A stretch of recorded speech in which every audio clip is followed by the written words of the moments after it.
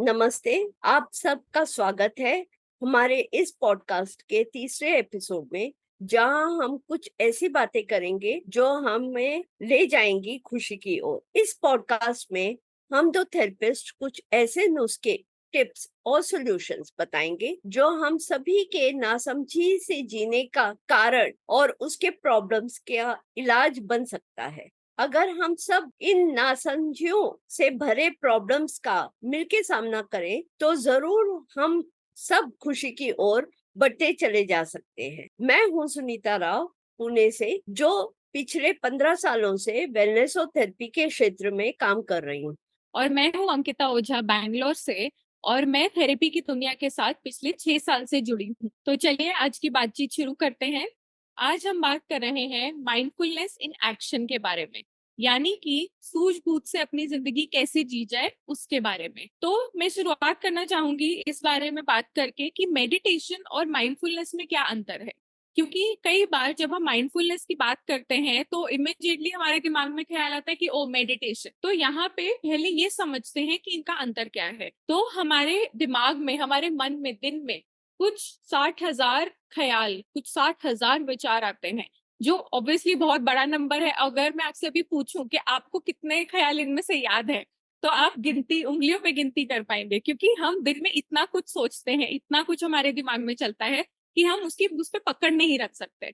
तो मेडिटेशन में जबकि हम बोलते हैं ध्यान जब हम लगाते हैं, तो उसमें हम एक कोशिश करते हैं कि कुछ देर के लिए हम उन विचारों से थोड़ी सी दूरी बना सके, ताकि हमारे मन को, हमारे दिमाग को थोड़ी सी शांति मिल सके। लेकिन जब हम माइंडफुलनेस की बात करते हैं, माइंडफुलनेस में हम ये स्पेशली ध्यान देने की कोशिश करते हैं कि हम क्या सोच रहे हैं, किस ख्याल के बारे में, हम क्या ख्याल हमारे दिमाग में आ रहा है। तो जब हम उस पर फोकस करते हैं, हम एक बेटर तरह से एक बेटर आउटपुट दे सकते हैं। जो भी हम काम कर रहे हैं वो एक बेहतरीन तरीके से कर सकते हैं।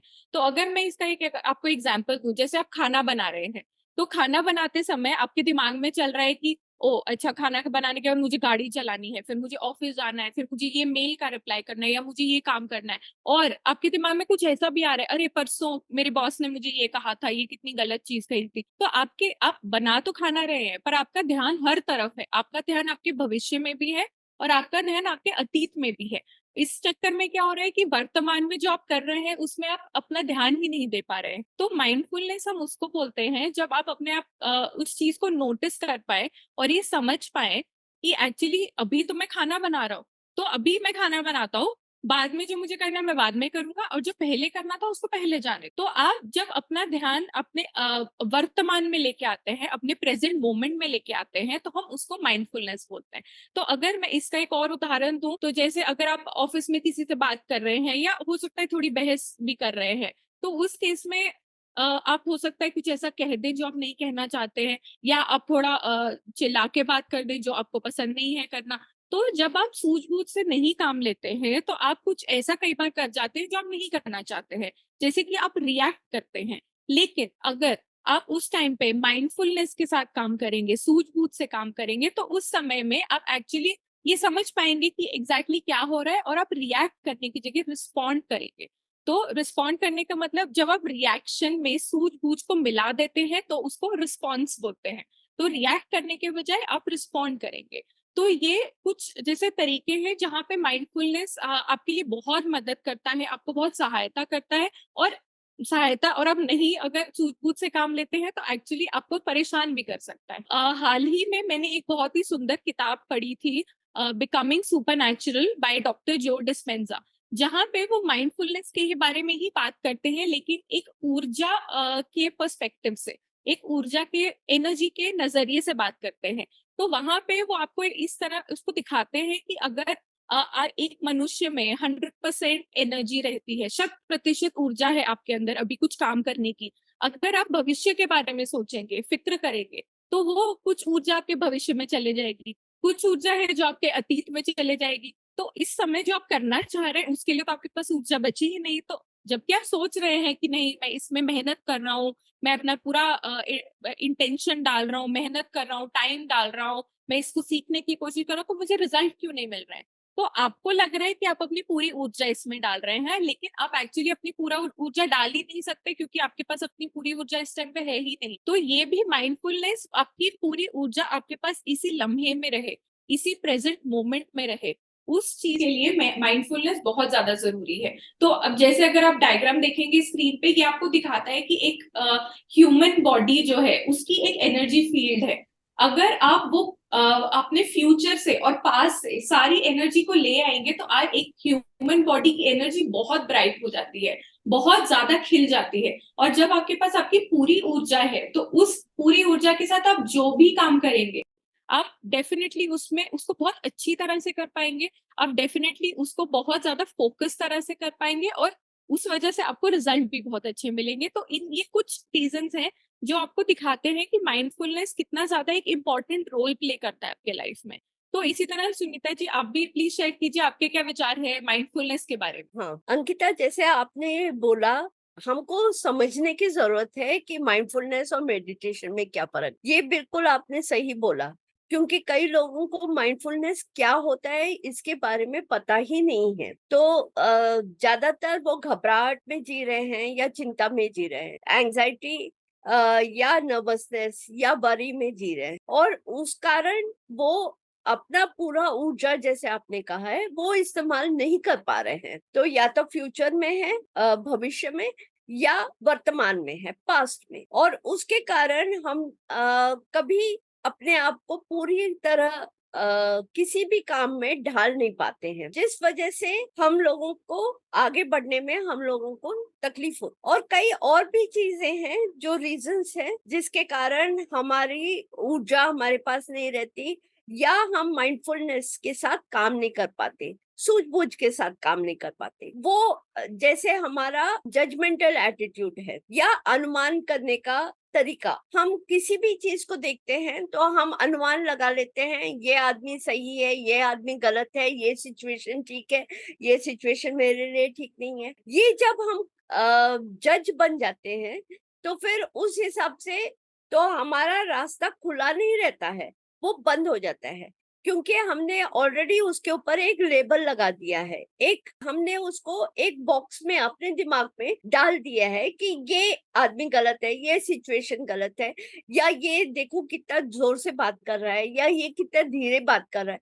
तो हम अपने दिमाग में उसको एक डब्बे में डाल दिया है, और वो डब्बे के कारण हम फुल्ली तरह से जी नहीं पाते हैं और सूझबूझ से काम नहीं कर पाते हैं। दूसरा एक कारण हो सकता है, जब जैसे आपने बोला मल्टीटास्किंग, जब हम बहुत सारी चीजें इकट्ठा कर रहे होते हैं, तब हमारा दिमाग जो है और माइंड जो है वो कहीं इधर उधर फैला हुआ है, हर हर काम में थोड़ा थोड़ा थोड़ा लगा हुआ है, तो उसके कारण हम आगे बढ़ नहीं पाते हैं। तीसरा है, जब हम इम्पेशंस करते हैं, जब हम माइंडफुलनेस का प्रैक्टिस करने लगते हैं, मतलब सूझबूझ से जीने का प्रैक्टिस करने लगते, तब हम इम्पेशंस रखते हैं कि हम मेडिटेशन करेंगे, कल से हम माइंडफुल हो जाएंगे। ये तरीका नहीं है, रोज हमको बैठ के करना पड़ता है। और क्योंकि इस जिंदगी में हमारे बहुत सारे डिस्ट्रैक्शंस है, डिस्ट्रैक्शंस हम लोगों को अपने जो गोल है उससे हमको बाहर लेके जाता है। तो वो जो है डिस्ट्रैक्शन, कई चीजें हो सकती हैं, जैसे हमारे मोबाइल बज रहा है, जैसे हमारा मीटिंग है, जैसे हमको बच्चे बुला रहे हैं, जैसे हमको खाना बनाने का है, या हमारी काम वाली बाई आ गई है, कुछ भी हो सकता है। और ये सब डिस्ट्रैक्शंस जो हैं, हम लोगों को माइंडफुल, मतलब जो प्रेजेंट मोमेंट में हमको रहने का है, जो हमारा इस वक्त है, उसमें हम पूरी तरह जिए, दैट इज माइंडफुल, उसको हम माइंडफुलनेस बोलते। पर वो अगर हम नहीं कर पा रहे हैं, जो काम कर रहे हैं उसमें 100%, 100% हम उसमें डूबे रहे, तो माइंडफुलनेस कहला। तो कई कारण हैं, इसके भी और भी बहुत सारे कारण हैं, पर हम धीरे धीरे, जैसे हम नुस्खे बताते जाएंगे, उसके साथ में कारण भी बताएंगे और नुस्खे भी बताएंगे। आप क्या बोलती हैं कि हम नुस्खे की तरफ जाएं? जी बिल्कुल। तो मेरे ख्याल से पहले तो मैं शुरुआत करूंगी। पहला नुस्खा जो मेरे पास है वो है लेयर्स ऑफ माइंडफुलनेस, यानी माइंडफुलनेस की परतें। तो इसका क्या मतलब है कि आपकी लाइफ में ऐसे बहुत एरियाज हैं जहाँ पे आप एक्चुअली माइंडफुल हैं और आपके लिए आसान भी है माइंडफुल होना। लेकिन कुछ एरियाज ऐसे हैं जहाँ पे आप जितनी भी कोशिश कीजिए आपसे माइंडफुल आपसे हुआ ही नहीं जाता। आप एक सूझबूझ के साथ उस सिचुएशन को हैंडल कर ही नहीं पाते। तो अगर मैं इसका एग्जांपल लूं कि अगर आपकी कोई दोस्त है, आपको बता रही है, आप जैसे कि आपको समझा रही है कि अच्छा तुमने ये सही किया, ये गलत किया, इसको तुम ऐसे बेहतर कर सकती हो, तो आप बहुत अच्छी तरह से उनको सुनते हैं और आप बोलते हैं कि हाँ ये तो बहुत बढ़िया है, ये मेरा भला चाहती है, तो ये मुझे बहुत अच्छी चीजें बोल रही है। बट उसी की तरह अगर आप किसी और की बात सुनेंगे, अब जैसे सबसे कॉमन एग्जाम्पल है कि आपके पति या आपकी पत्नी आपकी अगर गलती निकाल दे या कोई फीडबैक आपको दे दे, आप सुनेंगे ही नहीं, आप बोलेंगे कि नहीं इसको आदत है मेरी गलती निकालने की, ये तो मेरी गलती निकाल रहे हैं। लेकिन एक्चुअली में क्या है, वो भी आपका भला चाहते हैं, है ना। चाहे उस समय आप ये ना माने, बट सच्चाई तो ये है।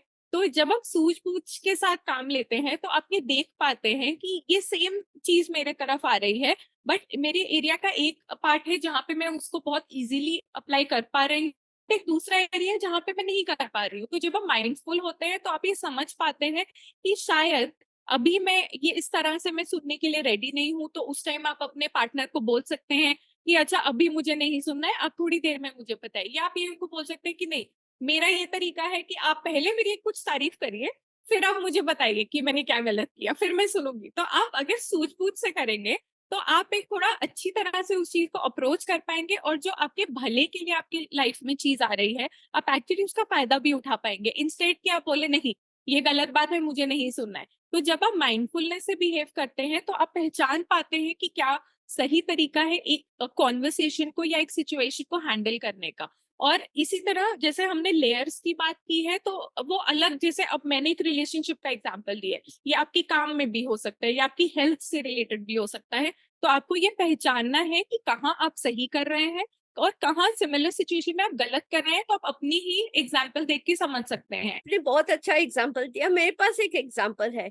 जैसे स्कूल में एक टीचर है जो बहुत बच्चों को पढ़ाती है। उनमें से कुछ 20 बच्चे ही होते हैं जो सही तरीके से उस चीज को ग्रहण कर पाते हैं, उस पढ़ाई को ग्रहण कर पाते हैं, उस नॉलेज को, उस ज्ञान को ग्रहण कर पाते। और फिर बाकी जो बच्चे हैं वो, उनका दिमाग इधर उधर कहीं रहता है, तो वो उसको एक्सेप्ट नहीं कर पाते। और उसके कारण वो उस सब्जेक्ट में कभी कमजोर रह जाते हैं। तो ये जो चीज है, हम लोगों को एक्टिव लिसनिंग बोलते हैं, मतलब ध्यान पूर्वक किसी की बात सुनना। ओके, ये भी एक माइंडफुलनेस का एक तरीका है जो हम कर सकते हैं। पुराने जमाने में लोगों ने हमको कहा है हमारे 2 कान है और 1 मुंह है। 2 कान इसलिए दिए हैं कि सुनो ज्यादा, बोलो कम। तो ये यही बात आपने बोली है, पर ये जो तरीका है मैं डिफरेंट तरीके से आपको बोल रही हूँ। तो कई बार हम लोग एक इंसान जो हमारा फ्रेंड है या जो हमारी दोस्त है, उनसे हम बड़े आराम से बातें सुन लेते हैं। वो गलत भी बोले हमारे, हम उनके लिए डिफेंड भी करते हैं, उनको बोलते हैं नहीं नहीं नहीं, उसने इस मतलब से नहीं बोला था, इस इंटेंशन नहीं से नहीं बोला था। पर कोई हमारे आसपास, जैसे हमारे बच्चे, सास ससुर, माँ बाप, भाई बहन, कुछ एक शब्द बोल दे, हम लोग भड़क जाते, और फिर उस भड़कने से हमारा दिमाग फिर माइंडफुलनेस से हट जाता है। तो जब हम भड़कते हैं वो रिएक्शन होता है। जब हम भड़के नहीं, वो नीजक रिएक्शन ना करें, हम भड़के नहीं और हम सोचें ये क्यों मुझे ये कह रहा है या ये क्यों मुझे ये कह रही, क्या कारण है, और उनसे पूछो किस कारण तुम मुझे ये कह रहे हो। ओके, अगर हम पूछे तो वो बता सकते हैं कि देखो तुमने पिछले बार ये किया था, या इस कारण मैं तुमको बता। तो आप रिस्पॉन्ड कर सकते हैं। रिस्पॉन्ड मतलब आप माइंडफुलनेस के साथ काम कर सकते हैं, माइंडफुलनेस के साथ रिएक्शन की जगह रिस्पॉन्ड कर सकते हैं। तो सूझबूझ से आप काम ले सकते हैं, और भड़कने की जगह आप सोच सकते हैं कि हाँ, अरे इसके पास एक वैलिड कारण है जिसके कारण उसने मुझे ऐसा बोला है, शायद मुझे अपने अंदर देखने की जरूरत है और उसको ठीक करने की जरूरत। ये जो हम अपने ऊपर रिस्पॉन्सिबिलिटी लेते हैं, जो भी चीज है हमारे अंदर, हमको उसको ठीक करने की, जब हम वो सोचने लगते हैं तब हम माइंडफुलनेस की तरफ बढ़ने लगते हैं, सूझबूझ की जिंदगी की तरफ बढ़ने लगते हैं। और कई भी ऐसे चैलेंजेस आते हैं हमारे सामने जिसको हम माइंडफुल कम्युनिकेशन भी बोलते हैं, मतलब सूझबूझ के साथ बोलना, सूझबूझ के साथ सुनना। ये जो है, ये हम लोगों को डेवलप करने की जरूरत है, या धीरे धीरे हमको इसके अंदर अपने पैर रख के और धीरे धीरे, जैसे हमने पिछले एपिसोड में कहा था, सब पहले एपिसोड में कहा था, एक एक बार में हम सेकंड फ्लोर पे नहीं जा सकते, ओके, दूसरे मंजिल पे नहीं पहुंच सकते, एक एक स्टेप आगे बढ़ सकते हैं। तो धीरे, इम्पेशंस के साथ नहीं, और पेशेंटली एक एक स्टेप माइंडफुल, कोई एक कार्य ले ले, सिर्फ एक कार्य, और उसको हम पूरे सूझबूझ के साथ करें। और वो कार्य जब हम 15 दिन 10 दिन कर चुके हैं और हम लोगों को बड़े आराम से वो कार्य कर सकते हैं, तब दूसरे कार्य में भी वो सूझबूझ डालने चालू कर। तो ये थोड़े से नुस्खे हैं। बिल्कुल, आपने जब माइंडफुल लिसनिंग की बात की तो इसका एक तरफ मैं ये भी समझती हूँ कि बहुत ज़रूरी है कि हम अपनी बात भी सुनें। हम ये भी देखें कि हम जो हमारा मन जो कह रहा है, जो हमारी गट फीलिंग हमें बताना चाह रही है, हम उसको भी एक जागरूकता के साथ सुनें। हम जो हम कर रहे हैं, जो हम प्रयास करने की कोशिश कर रहे हैं, क्या वो ऐसा कुछ है जो हम एक्चुअली करना चाहते हैं? जैसे हमने फर्स्ट एपिसोड में भी डिस्कस किया था, या एक्चुअली जिस तरीके से हम कर रहे हैं, क्या वो तरीका सही है उस काम को करने का? तो हमें अपने मन की बात भी सुनना बहुत ज़रूरी है, और जब हम अपने मन की सुनते हैं, तो हम सही राह पे चलते हैं। बल्कि अगर हम माइंडफुलनेस नहीं प्रैक्टिस करेंगे, तो जो हमें बताया जा रहा है, हम बस आँखें बंद करके उस काम पे लगे रहेंगे, मेहनत करते रहेंगे, टाइम लगाते रहेंगे, बट हम रिज़ल्ट नहीं ला पाएँगे, क्योंकि हम अपनी नहीं सुन रहे हैं। तो वो भी मेरे ख्याल से एक बहुत इम्पोर्टेंट तरीका है जागरूकता से सुनने का। जैसे कि मैंने जागरूकता से सुनने की बात की, तो यहाँ पे मन की बात सुनने में का एक बहुत अच्छा तरीका है जर्नलिंग। तो जर्नलिंग का मतलब ये है कि आप एक किताब लीजिए, किताब में आप अपने सारे जितने जो आपको परेशान कर रहे हैं, उन सब विचारों को, उन सब ख़्यालों को उस किताब में लिखिए, और ढूँढने की कोशिश कीजिए कि क्या कारण है जो आपको परेशान कर रहे हैं। तो इसको मैं बोलती हूँ मन की खोज। तो मन की खोज में आपको सबसे पहले कारण ढूँढना है। जैसे हमने पहले बात की कि आपका कुछ जो ऊर्जा है वो आपकी भविष्य में है, कुछ है आपकी अतीत में। तो आपको वो ढूँढना है कि कहाँ आपका अटेंशन जा रहा है, क्योंकि कई बार काम, जैसे फॉर एग्ज़ाम्पल आप खाना खा रहे हैं, खाना खाते समय आप सोच रहे हैं कि मुझे अभी इस खाने के बाद ये करना है, वो करना है, और आप सोच रहे हैं कि परसों मेरे साथ ये हुआ था, या ये भी हो सकता है कि आपको कोई 10 साल पुरानी बात याद आ रही है और आप उसके बारे में सोच रहे हैं। कि मेरे साथ उस इंसान ने इतने साल पहले ये किया था, और आप खाते हुए वो सोच रहे हैं। तो आप एक्चुअली माइंडफुलनेस के साथ खाना नहीं खा रहे हैं, आपकी ऊर्जा हर जगह है। तो आपको ये कारण भी ढूँढने की ज़रूरत है कि मेरी ऊर्जा कहाँ जा रही है, क्यों जा रही है वहाँ पे? क्योंकि जब आप सही कारण ढूँढ पाएँगे, तो ही आप सही उपाय कर पाएँगे। तो ये उपाय ढूँढना बहुत ज़रूरी है। अंकिता जी, जैसे आपने कहा खाने के बारे में, तो ये हमारे इस टाइम का सबसे बड़ा प्रॉब्लम है। कई लोग सिर्फ टीवी देख के खाना खाते हैं, मोबाइल देख के खाना खाते हैं, तो उनका माइंड कहाँ है? टीवी में, मोबाइल में, तो खाने पे ध्यान नहीं है। तो खाने पे ध्यान नहीं है तो खाना हमारे शरीर को लगेगा कैसे, और हम अपने आप को नरिश कैसे कर सकते हैं? मतलब वो खाने की ऊर्जा हमारे शरीर को लगना चाहिए ना। अगर हमारा दिमाग कहीं और है और सिर्फ हम खाते जा रहे हैं बिना सूझबूझ के, बिना हम समझे कि हम कार्य कैसे कर रहे हैं, इस वजह से कई लोगों को शारीरिक बीमारियां भी चालू होती हैं, जिसके कारण कई लोगों को फिर बाद में डायबिटीज, हाइपरटेंशन, ये भी अलग अलग जो मॉडर्न बीमारियां लग जाती। तो आपने बिल्कुल सही बोला है कि एक कार्य, वही मैंने पिछले इसमें कहा था, एक कार्य में आप माइंडफुलनेस चालू कीजिए, शायद हो सकता है वो खाने में चालू करें, फिर बाद में हम किसी और चीज पे करें। जी, बिल्कुल। तो जैसे हमने पहले किताब की बात की थी, तो ऊर्जा की बात की थी। तो वैसे तो आपका शरीर आपसे कहीं ज़्यादा समझदार है, तो खाना तो वो पचा लेगा। लेकिन जितनी अच्छी तरह से, जैसे सुनीता जी आपने कहा कि जिस ऊर्जा के साथ आप खाना चाह रहे हैं, या जो आप अपने शरीर को पौष्टिक आहार देना चाह रहे हैं, उसका पूरा पोषण शरीर में पहुँचेगा नहीं। क्यों? अगेन क्योंकि ऊर्जा पूरी है ही नहीं। चाहे शरीर अपनी तरफ से पूरी कोशिश करता है, लेकिन ये किताब में ये भी कहा गया है कि जहां आपका ध्यान जाता है वहीं आपकी ऊर्जा जाती है। Where your attention goes energy flows. तो अगर आपका अटेंशन नहीं है जो आप काम कर रहे हैं उसमें, तो आपकी एनर्जी भी उस काम में नहीं है। और ऑब्वियसली अगर आपका खाना ही ठीक से, जो आपका एक जीवित रहने का एक बहुत ही इम्पोर्टेंट सोर्स है, अगर आप वही माइंडफुल होके नहीं कर सकते, अगर आप उसमें ही अटेंशन नहीं दे सकते, तो ऑब्वियसली उससे कुछ रेपरकशंस होते हैं, कुछ कॉन्सिक्वेंसेस होते हैं जिन्हें हमें ध्यान देने की जरूरत है। तो ये एक बहुत ही छोटा एग्जाम्पल है माइंडफुल होने का, लेकिन बहुत ही इम्पोर्टेंट एग्जाम्पल भी है। तो आगे बढ़ते हैं सुनीता जी नुस्खों के साथ। दूसरा नुस्खा है मेरा कि आप कॉन्वर्जेशंस कीजिए, हैव कॉन्वर्जेशंस नॉट आर्ग्यूमेंट। तो दूसरों के साथ जब भी आप बात कर रहे हैं, इसके बारे में हमने थोड़ा पहले बोला था, वो जो चीज है हम लोगों को लड़ाई नहीं करने का है एक दूसरे के साथ, पर एक दूसरे के साथ बातचीत करने का है।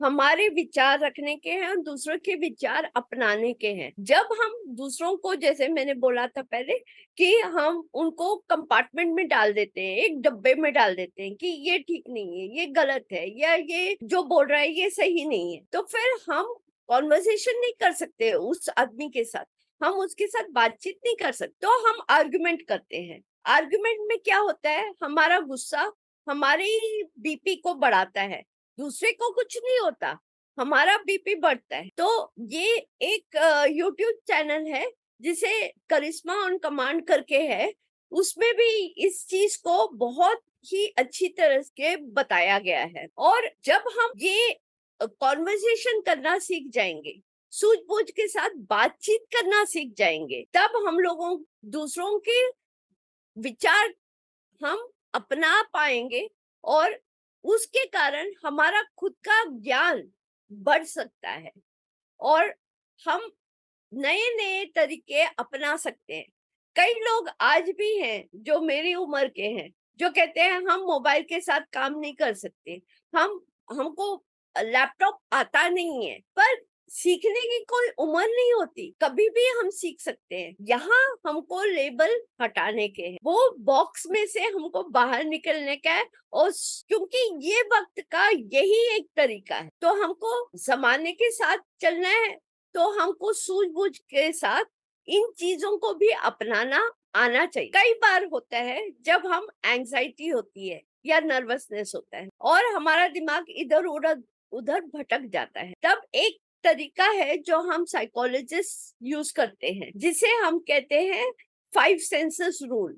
मतलब 5 हमारी इंद्रियों का हम इस्तेमाल करते हैं, ताकि हमारा दिमाग जहां भी है, चाहे वो भविष्य में है, चाहे वो भूतकाल में है, जहां भी है, पास्ट में है या प्रेजेंट फ्यूचर में, कहीं से भी आप उसको अपने इस प्रेजेंट पे लेके आ सकते हैं। ठीक है, उसके लिए बहुत आसान सा चीज है। आप जब भी सोचें कि हमारा दिमाग इधर उधर जा रहा है, 5 चीजें देखें, 4 चीजें सुने, 3 चीजें छुएं, 2 चीजें सूंघे और 1 चीज टेस्ट करें।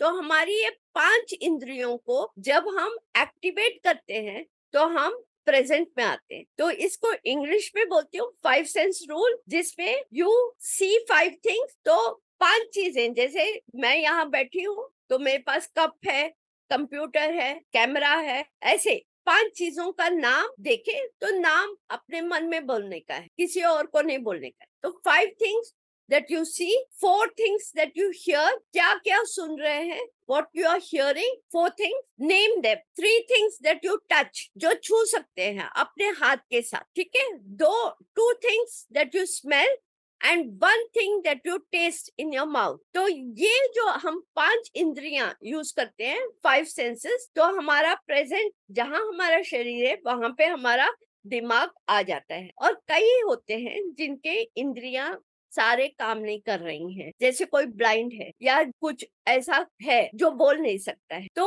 उन लोगों को उनकी जो इंद्रियां काम करती हैं सूक्ष्म रूप से, कोई और इंद्री काम करेगी, तो उन इंद्रियों को इस्तेमाल करके, जैसे हम कह रहे हैं कि हियर 4 थिंग्स, अगर वो सुन नहीं सकते तो जो उनका है देख सकते हैं ना, तो 5 चीज देखा ना, तो 4 चीज और देख, तो उसको रिप्लेस करो। जो आपकी इंद्रियां काम नहीं कर रही हैं उसको आप रिप्लेस करो किसी और इंद्रिया ने जो आपके शरीर में सूक्ष्म रूप से काम। तो ये एक बहुत बड़ा तरीका होता है एकदम से माइंडफुलनेस एकदम इन द प्रेजेंट लाने के। ये तो काफी अच्छा तरीका है, और ये एक्चुअली बहुत अच्छी चीज आपने कही है उन लोगों के लिए जो एक्चुअली कोई एक इंद्रिय या किसी अपनी कुछ इंद्रियां इस्तेमाल नहीं कर सकते, तो उनके लिए एक ऑल्टरनेट ऑप्शन काफी मेरे ख्याल से उपयोगी है। तो मुझे तो ये काफी अच्छा लगा। इनफैक्ट आप बोल रही थी तो मैं भी देख रही थी मेरे आसपास 5 क्या है, 4 क्या है। तो ये एक्चुअली बहुत कैची भी है, और ये तो हम कहीं भी इस्तेमाल कर सकते हैं। तो ये एक्चुअली बहुत अच्छा तरीका है। फिर एक और उपाय मेरे पास है माइंडफुलनेस रीसेट का। तो उसमें हम इसमें अगेन मैं खाने का एग्जांपल दूंगी कि जैसे आप कुछ अपने हेल्थ पे अपनी सेहत का ध्यान रखना चाहते हैं, तो आपने सोचा है कि अब से मैं सिर्फ घर का खाना खाऊंगी, मैं फल फ्रूट्स खाऊंगी और मैं ड्राई फ्रूट्स खाऊंगी, और आप वो करते भी हैं। पर 1 या 2 दिन बाद कुछ ऐसा होता है कि आप बाहर का कुछ खा लेते हैं, और वो खाने के बाद आपको लगता है अरे यार मैंने तो गलती कर दी, मैं क्यों ऐसा सोच मैंने ऐसा क्यों किया, मुझे नहीं करना चाहिए था, मैंने अपना पूरा डाइट खराब कर दिया है, मेरे से हो ही नहीं पाएगा। तो आप उस एक स्पाइरल में चले जाते हैं, या आप उसे कुएं में की तरफ जाना शुरू कर देते हैं, क्योंकि आपको लगता है कि आपने बहुत बड़ी गलती कर दी है। अगर उस समय आप सूझबूझ से काम लेंगे, माइंडफुलनेस से काम करेंगे, तो आप अपने आप को रोक पाएंगे और आप अपने आप को बोल पाएंगे कि नहीं, मैं एक्चुअली 2 दिन से बहुत अच्छा खाना खा रही थी, मैंने सुबह भी बहुत अच्छा खाना खाया, और सिर्फ एक ही मील तो मैंने ठीक से नहीं खाया है, तो क्या हो गया है, तो मैं अगली मील ठीक से खा लूंगी। अगर मैंने इस मील में सपोज कुछ और खा लिया है, तो मैं अगली मील में कुछ अच्छा सैलेड खा लूंगी या फ्रूट खा लूंगी, तो उसमें क्या बड़ी बात है। अगर आप माइंडफुल रहेंगे तो आप अपने आप को उस मोमेंट पे कैच कर सकते हैं। आप अपनी एनर्जी को उस मील में स्टक होने से रोक सकते हैं। नहीं तो अगर जैसे आपने समोसा खाया है, तो आपकी 100% में से 70% तो आपका समोसे में ही फंसा हुआ है। तो आप कैसे अपने आप को ट्रैक पे वापस लेके आए। तो इस तरह अगर आप माइंडफुल होते हैं, आप अपना एक सूझबूझ से काम लेते हैं, अपने आप को रोक पाते हैं, तो ये डेफिनेटली आपको हेल्प करता है कि आप जो कुछ अचीव करना चाह रहे हैं। क्योंकि रुकावटें हम सबके रास्ते में आती हैं, हर कोई किसी ना किसी चाहे वो अंदरूनी रुकावट है या बाहर से आ रही है, कुछ ना कुछ रुकावट हर कोई फेस करता है। बट हम उस रुकावट से उसको जितनी वो बड़ी है उससे उससे ज्यादा बड़ा ना बनना है, उसके लिए माइंडफुलनेस बहुत जरूरी है और बहुत हेल्प भी करता है हमारे लिए। क्योंकि वो हमें ये याद दिलाता है कि हम वो एक मोमेंट नहीं है, हम उस मोमेंट से एक बहुत बड़े इंसान है। एक बिग पिक्चर हमें देखने में सहायता करता है माइंडफुलनेस। तो मुझे लगता है कि और ये मैंने हेल्थ का एग्जांपल दिया है, पर अगर आप कुछ काम कर रहे हैं, अगर आपने कोई रूटीन शुरू किया है, अगर आप कुछ नई हैबिट्स बिल्ड करना चाह रहे हैं, तो आप अगर एक जगह पे कुछ गड़बड़ हो भी रही है, तो आप माइंडफुलनेस से बैक ऑन ट्रैक आ सकते हैं। तो इसको बोलते हैं माइंडफुलनेस रीसेट, जो अगेन एक तरीका है। जैसे सुनीता जी आपने बहुत अच्छे आइडियाज जैसे अभी दिए हैं, तो अगर आप रुक भी रहे हैं, आप उनसे धीरे धीरे बिल्ड कीजिए। जैसे पहले सुनीता जी ने बोला कि आप छोटी चीज से शुरू कीजिए, आप माइंडफुल ईटिंग से शुरू कीजिए, और जब आप वो एक आदत बनाने लग जाते हैं, धीरे धीरे वो आदत आपकी जिंदगी के बाकी एरियाज में भी आनी शुरू हो जाती है। ऐसा नहीं है कि आपने सिर्फ खाने में माइंडफुलनेस डाला है तो वो वही रहेगा। माइंडफुलनेस एक ऐसी अच्छी स्किल है जो आप अगर धीरे आदत डालना शुरू करते हैं, वो आपकी पूरी लाइफ में आनी शुरू हो जाती है, और आपके हर एफर्ट का आपको रिजल्ट देना शुरू करती है। तो डेफिनेटली ये भी एक तरीका है जहां से आप एक बैक ऑन ट्रैक आप आ सकते हैं, एक अपना रीसेट कर सकते हैं अपने लाइफ का, जहां पे भी आप अटक रहे हैं। तो ये एक उपाय है। तो हाँ सुनीता जी। हाँ, जैसे हमने पिछले एपिसोड में भी बोला था, जहाँ हम कंट्रोल कर सकते हैं, जो चीज हम हमारे कंट्रोल में है उस चीज के ऊपर अगर हम ध्यान दें, और जो हम कंट्रोल नहीं कर पा रहे हैं उन चीजों पे हम ज्यादा ध्यान ना दें, तो कई बार हम ये रीसेट जो कर सकते हैं बहुत आसानी से कर पाते हैं। क्योंकि जब हम सोचते हैं कि हमारे पास हम कंट्रोल के बाहर चले गए हैं, तब हम लोगों को ये एंजाइटी, नर्वसनेस, स्ट्रेस सब कुछ बढ़ने लगता है। अगर हम जो कंट्रोल कर सके, जैसे आपने बहुत अच्छा एग्जांपल दिया कि एक ही मील है ना, एक ही बार मैंने गलती की है, तो आगे वाला में मैं उसको सुधार करूंगी। तो ये जो है ये कंट्रोल है, ये जो हम अपना कंट्रोल वापस अपनी तरह ले रहे हैं, और मन को ज्यादा कहीं पे स्टक नहीं होने दे रहे हैं, किसी एक जगह पे जाके स्टक या एकदम रुक गया, वो नहीं कर रहे हैं। तो हम इन स्मॉल स्मॉल चीजों को लेके आगे हम बढ़ सकते हैं। और माइंडफुलनेस का एक बहुत अच्छा तरीका है कि आप हर कार्य में धीरे धीरे आप जब इसे अपनाने लगते हैं तो इतना फोकस बढ़ने लगता है कि आपका जो कार्य एक शायद एक दिन या एक दो दिन में जो आप काम कर सकते हैं वो आप आधे दिन में कर सकते हैं, क्योंकि आपका इतना फोकस रहता है उसके ऊपर और आप उस काम को सही तरीके से सूझबूझ के साथ खत्म कर सकते और जल्दी से जल्दी खत्म कर सकते हैं। तो ये माइंडफुलनेस तरीका हम लोगों को अपनाना पड़ेगा। और मेरा लास्ट नुस्खा है जो हम ब्रीदिंग कर सकते हैं।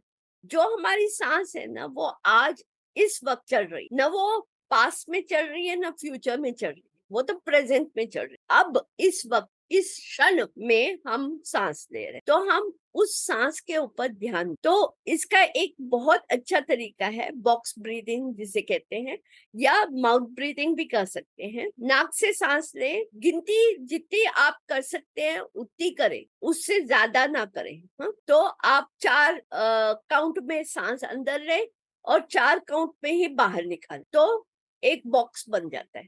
अगर इसको योगिक ब्रीदिंग में हम कन्वर्ट करते हैं तो वो धीरे धीरे बढ़ा सकते हैं। तो 4 में लेने का, 6 में छोड़ने का, 4 में लेने का, 8 में छोड़ने का, ये भी तरीका हम कर सकते हैं। पर उससे भी बेहतर तरीका है जब हम माइंडफुल नहीं है, जब हमारा दिमाग इधर उधर चला गया है, तब सबसे एक बहुत आसान तरीका है, नाक से सांस लो, मुंह से, इंस्टेंटली आप काम हो जाओगे, एक ठहराव आने लगेगा और आप इस क्षण में वापस आ जाओ।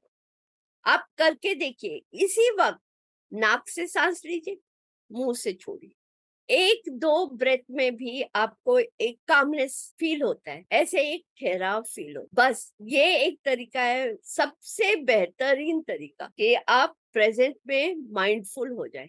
जो कोई आपके साथ लड़ रहा है, आपके बॉस आपके ऊपर चिक रहे हैं, आप प्रेजेंट में रहना चाहते, आप क्या करें, नाक से सांस लें, मुंह से छोड़े, सिंपल तरीका। एंड तुरंत आप अपने बॉस को रिएक्ट करने की जगह रेस्पॉन्ड करने लगेंगे। ये प्रैक्टिस करने की जरूरत है, इंस्टेंट आप नहीं कर पाओगे, रोज प्रैक्टिस करना पड़ता है और प्रैक्टिस करते करते आगे हम बिल्कुल माइंडफुल हो जाते हैं। जी बिल्कुल सुनीता जी, ये बहुत अच्छा आपने ब्रीदिंग का एग्जाम्पल दिया है। क्योंकि अगर आप नोटिस करें, आप जब भी किसी स्ट्रेसफुल सिचुएशन में होते हैं तो आपकी सांस अपने आप तेज हो जाती है। या कई बार जब आप बहुत ज्यादा स्ट्रेस में हैं तो आप खुद, आपकी बॉडी क्या करेगी, एक बहुत लंबा सांस लेके बहुत गहरा सांस छोड़ती है बाहर। तो ये ऑटोमेटिकली भी बॉडी करती है। लेकिन जब आप इसको एक इंटेंशन के साथ करते हैं तो जैसे आपने बोला, एक ठहराव, एक कामनेस आती है। और ये जिसको हम थेरेपी में क्लेंजिंग ब्रेथ भी बोलते हैं, ये एक बहुत ही ज्यादा वैलिड तरीका है जो आपको बहुत हेल्प करता है। इवन आप किसी भी सिचुएशन में हैं, आपकी सांस हमेशा आपके कंट्रोल में है। तो आप मतलब जैसे सुनीता जी ने बोला, अगर आप ऐसे एक डीप ब्रीदिंग करेंगे तो वो आपको बहुत मदद करता है उस सिचुएशन से अपने आप को काम डाउन करने की, अपने फ्यूचर और पास्ट में से निकल के अपने प्रेजेंट में आने के लिए बहुत मदद करता है। तो मेरे ख्याल से आज हमने काफी अच्छे नुस्खे डिस्कस किए हैं सुनीता जी। काफी मैंने खुद भी आपसे आज काफी सीखा है। तो मुझे लगता है कि काफी हमारे व्यूअर्स भी बहुत अच्छे से बहुत आज टिप्स लेके जाएंगे माइंडफुलनेस के लेके, और वो आइडेंटिफाई भी कर पाएंगे कि कौन से एरिया में एक्चुअली वो माइंडफुल नहीं हो रहे हैं और उनको होने की जरूरत है। तो आप कुछ any concluding thoughts Sunita ji? बस एकाग्रह से हम जब फोकस करते हैं और हम हर कार्य में अपना संपूर्ण 100% डालते हैं तो वो कार्य आसान हो जाता है हमारे लिए। जब हम डिस्ट्रैक्शन से दूर रहते हैं और सूझबूझ के साथ काम करते हैं तब हमारा जिंदगी भी आसान हो जाती है, सरल हो जाती है। बस यही एक तरीका है हमारी जिंदगी को आसान बनाने, एक ये भी तरीका है माइंडफुलनेस से जीना। हमारे साथ इस तीसरे एपिसोड में बने रहने के लिए आप सभी का शुक्रिया। आशा है कि आपको इस पॉडकास्ट में कुछ सहानुभूति, समझ और नए रास्ते मिले होंगे। आप अपनी जिंदगी में कैसे माइंडफुल रहते हैं उसके बारे में हमसे जरूर कमेंट सेक्शन में लिखें, ताकि हमारी पूरी खुशी की ओर की टीम उसका फायदा उठा सके। और अगर आपके पास हमारे लिए कुछ सवाल है तो आप हमसे कमेंट सेक्शन में जरूर पूछ सकते हैं। इस एपिसोड को जरूर लाइक करें और हमारे चैनल को सब्सक्राइब करें और बेल आइकन को जरूर दबाएं ताकि नए एपिसोड आपके पास सबसे पहले मिलते रहे। हमारे इस प्रयास में कुछ लोगों का हाथ है जिनका हम तहे दिल से शुक्रिया करना चाहते हैं। Zoom recording, Wondershare Filmora, Canva, Auphonic. हमारे इस एपिसोड का धुन है मोटिवेशन बाय ऑडियो स्टॉक। आपको इस एपिसोड यूट्यूब, स्पॉटिफाई और गूगल पॉडकास्ट के माध्यम से पहुंच रहा है। हमसे आप इंस्टाग्राम पे @खुशी की ओर यानी @KHUSHIKIOAR और फेसबुक पे भी जुड़ सकते हैं। इस पॉडकास्ट का प्रोडक्शंस अंतकरना की पेशकश है। हमसे जुड़े रहें और बढ़ते रहें खुशी की ओर। नमस्कार।